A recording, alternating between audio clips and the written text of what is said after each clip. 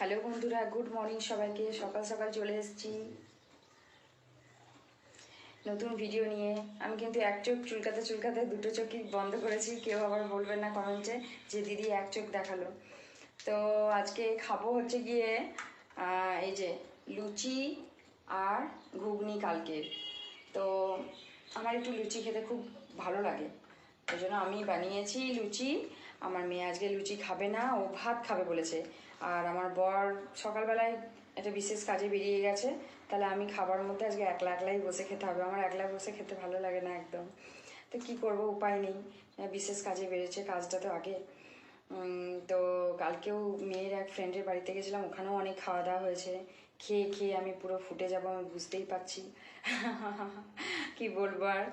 তো ঠিক আছে, টাটা বন্ধুরা, শুভ সকাল সবাইকে। মেয়ে আজকে লুচি খাবে না, ভাত খাবে বলেছে। আজকে লুচি খাবে না, ভাত খাবো আমি। ঠিক আছে, তাই হবে, ঘুগনি দিয়ে ভাত খাবে। টাটা বন্ধুরা।